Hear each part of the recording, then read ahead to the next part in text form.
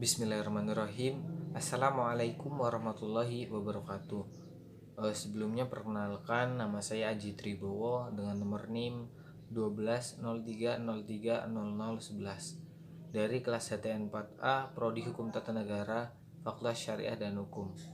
Baik, di sini saya akan mereview ataupun sedikit memaparkan materi mengenai mata kuliah Hukum Konstitusi yang mana ditujukan untuk memenuhi tugas ujian akhir semester dari mata kuliah konstitusi, yakni membahas pertemuan ke-9 sampai dengan ke-15 atau membahas 7 sub pokok pembahasan.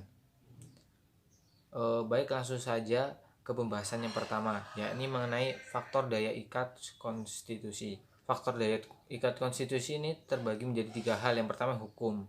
Menurut Catchiware, jika berangkat dari aliran positivisme hukum, konstitusi itu mengikat karena ia ditetapkan oleh badan yang berwenang membentuk hukum, dan konstitusi itu dibuat untuk dan atas nama rakyat, yang mana di dalamnya syarat dan ketentuan sanksi yang diatur lebih lanjut dalam undang-undang organik. Yang kedua, politik. Hukum adalah produk politik yang telah menjadikan badan konstituante atau lembaga lain yang ditunjuk sebagai badan perumus dan pembuat konstitusi suatu negara. Kemudian peran itu dilanjutkan oleh lembaga legislatif sebagai pembuat undang-undang. Yang ketiga, moral. Paul Scholten mengungkapkan bahwa keputusan moral adalah otonom atau teonom. Yang dimaksud teonom adalah hukum abadi, yakni kehendak ilahi yang mengarahkan segala ciptaannya ke arah tujuan mereka sebagai landasan yang terdalam dari hukum dan peraturan. Dalam moral ini juga dikenal dengan sanksi, tapi bersifat lahiriah melainkan bersifat batiniah, seperti rasa malu dan menyesal. Esensi tujuan moral yaitu untuk mengatur hidup manusia sebagai manusia tanpa pandang bulu, tanpa pandang suku, agama, dan tidak mengenal daya berlakunya. Moral tidak terikat pada waktu tertentu dan juga tidak tergantung pada tempat tertentu. Pembahasan yang kedua yaitu mengenai konstitusi, konstitusionalisme, dan negara. Konstitusi yaitu diartikan sebagai kumpulan aturan dasar sebuah negara yang mengatur hubungan antara pemimpin dan warga negaranya, antar warga negaranya, dan mengatur garis besar organisasi dari negara tersebut. Yang kedua, negara. Negara merupakan organisasi kewarganegaraan yang berdaulat, yang mana terdiri dari komponen-komponen yang sangat penting bagi negara itu sendiri, seperti pemerintahan, rakyat, wilayah, dan pengakuan secara de jure dan maupun secara de facto. Adapun komponen tersebut diantaranya yang pertama ada pemerintahan. Pemerintahan ini merupakan organisasi atau wadah orang yang mempunyai kekuasaan dan lembaga yang mengurus masalah kenegaraan dan kesejahteraan rakyat dari negara tersebut. Yang kedua, rakyat. Rakyat ialah bagian dari sebuah negara atau unsur penting dari pemerintahan, yang mana rakyat ini terdiri dari beberapa orang yang memiliki ideologi, tempat tinggal, dan hak serta kewajiban yang sama, sehingga harus patuh terhadap peraturan negaranya. Yang ketiga, ada wilayah. Ialah sebuah daerah yang dikuasai atau menjadi teritorial kedaulatan meliputi daratan, lautan, dan udara. Yang keempat, pengakuan dari negara lain. Ialah bahwa negara tersebut mampu secara mandiri mengatur rakyatnya dengan baik. Juga diperlukan sebagai suatu pernyataan dalam hubungan internasional. Selanjutnya, konstitusionalisme. Konstitusionalisme adalah sebuah negara yang menganut konstitusi dalam mengelola penyelenggaraan kehidupannya atau kehidupan berbangsa dan bernegaranya. Konstitusionalisme ini juga merupakan gagasan atau jaminan untuk melindungi rakyat dari tindakan sewenang-wenang oleh pemerintah Adapun kepentingan dari konstitusi, yaitu yang pertama sebagai dasar dari berdirinya suatu negara beserta tujuan dari negara tersebut didirikan. Yang kedua, acuan baku bagi penyelenggaraan kekuasaan negara. Yang ketiga, konstitusi memuat hak warga negara. Baik ke pembahasan yang selanjutnya atau pembahasan yang ketiga, yakni mengenai konstitusi Madinah dan ketatanegaraan modern. Piagam Madinah, pandangan para ahli mengenai istilah dari Piagam Madinah itu berbeda-beda, yaitu seperti diantaranya ada W. Montgomery Watt menyebutnya itu dengan The Constitution of Medina, kemudian ada Nicholson yaitu menyebutnya dengan Charter of Medina, ada Ahmad Sukarja ia menyebutnya dengan Sahifat, bermakna dengan charter dan piagam. Selanjutnya ada pun Ahmad Syafi'i. Adapun muatan Piagam Madinah, yang pertama ada kesepakatan, yang kedua itu ada persamaan, yaitu persamaan hak dan kewajiban, yang ketiga keadilan, yakni mendapatkan keadilan dari negara dan pemerintahan. Mungkin langsung saja ke pembahasan berikutnya, yakni keempat, yakni mengenai konstitusi Indonesia. Konstitusi negara Indonesia adalah Undang-Undang Dasar 1945 yang untuk pertama kalinya disahkan oleh PPKI tanggal 18 Agustus 1945. Undang-Undang 1945 merupakan kelompok atau aturan dasar pokok negara yang berada di bawah Pancasila sebagai Grundnorm atau norma dasar. Sejarah perkembangan konstitusi Indonesia itu diawali di periode 18 Agustus, yakni dengan adanya penetapan Undang-Undang Dasar 1945 saat Republik Indonesia diproklamasikan pada tanggal 17 Agustus 1945. Republik yang baru ini belum mempunyai Undang-Undang Dasar. Sehari daripada tanggal 18 Agustus, rancangan undang-undang disahkan oleh PPKI sebagai Undang-Undang Dasar Republik Indonesia setelah mengalami beberapa proses.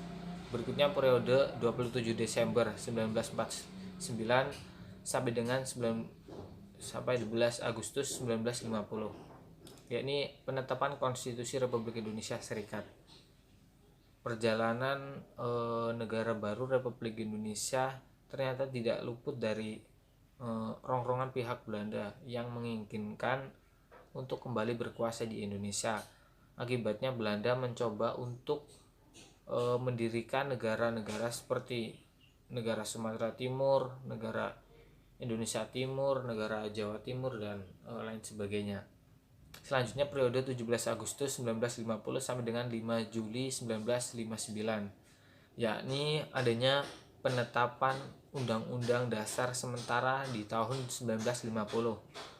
Periode federal dari Undang-Undang Dasar Republik Indonesia Serikat 1949 merupakan perubahan sementara karena sesungguhnya bangsa Indonesia sejak 17 Agustus 1945 menghendaki sifat kesatuan. Maka negara Republik Indonesia Serikat tidak bertahan lama karena terjadinya penggabungan dengan Republik Indonesia. Berikutnya periode 5 Juli 1959 sampai sekarang, yakni penetapan berlakunya kembali Undang-Undang Dasar 1945 dengan adanya Dekret Presiden 5 Juli 1959. Berlakulah kembali Undang-Undang Dasar 1945 dan merupakan Majelis Permusyawaratan Rakyat sementara Orde Lama pada masa 1959 sampai 1965 menjadi Majelis Permusyawaratan Rakyat sementara Orde Baru. Perubahan itu dilakukan karena Majelis Permusyawaratan Rakyat sementara Orde Lama dianggap kurang mencerminkan pelaksanaan Undang-Undang Dasar 1945 yang mana secara murni dan konsekuen. Baik, langsung saja ke pembahasan yang kelima mengenai amandemen Undang-Undang Dasar Undang-Undang Dasar 1945.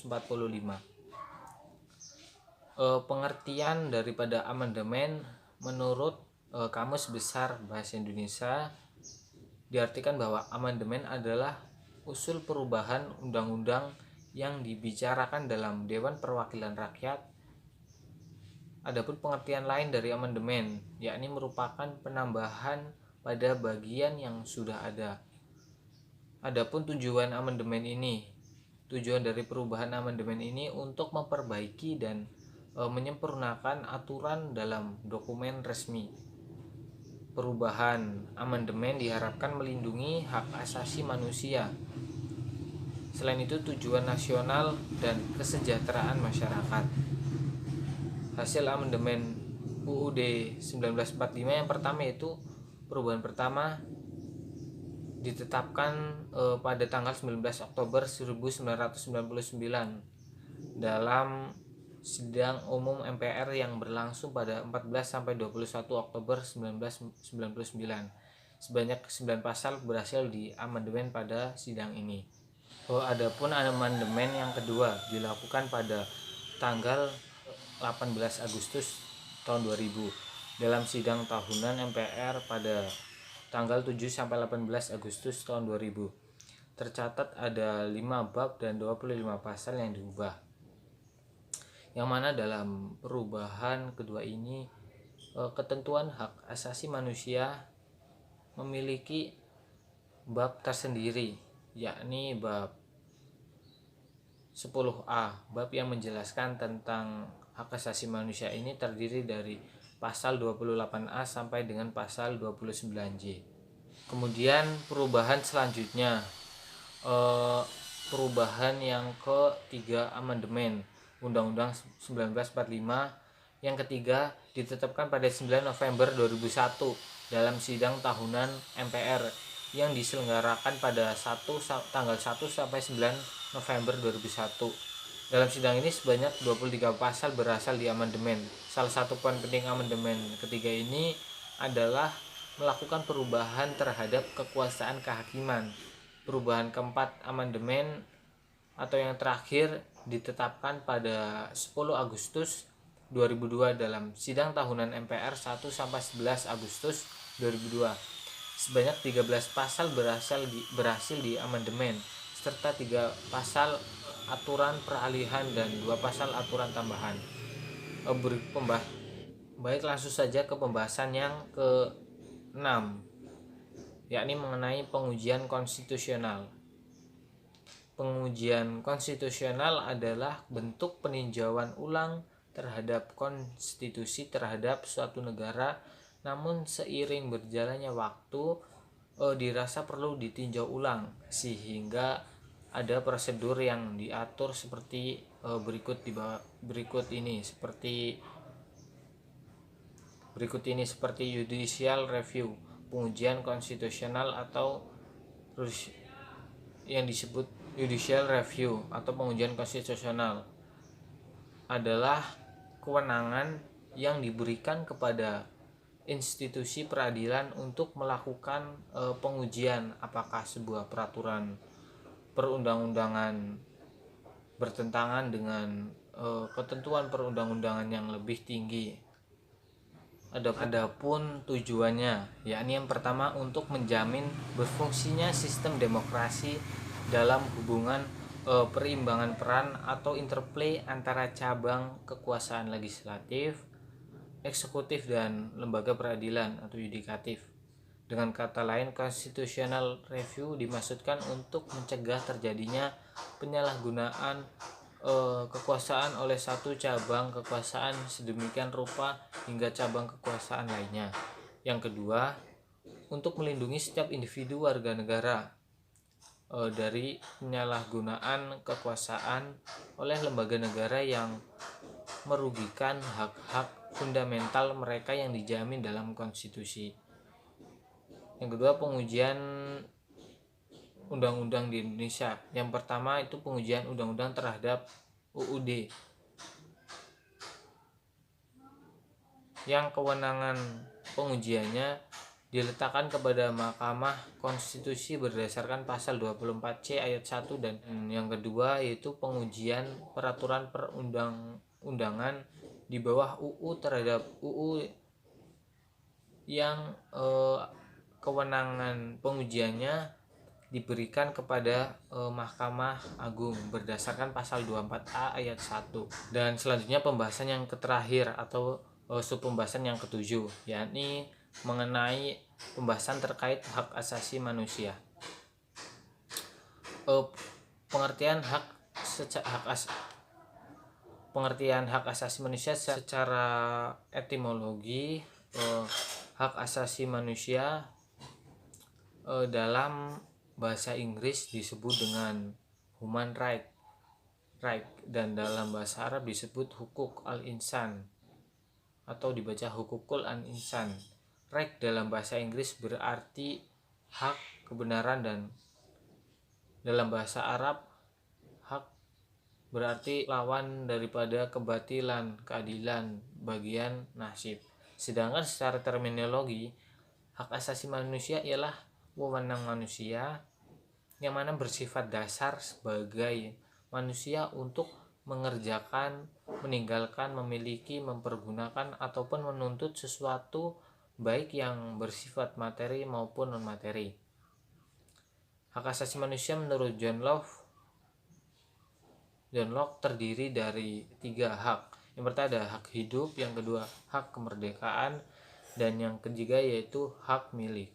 Berikutnya hak asasi manusia menurut Undang-Undang Republik Indonesia Nomor 39 Tahun 1999 dijelaskan melalui undang-undang ini bahwa hak asasi manusia adalah seperangkat hak yang melekat pada hakikat dan keberadaan manusia sebagai makhluk Tuhan Yang Maha Esa, merupakan anugerahnya yang wajib dihormati, dijunjung tinggi, dan dilindungi oleh negara hukum, pemerintahan, dan setiap orang demi kehormatan serta perlindungan harkat dan martabat manusia.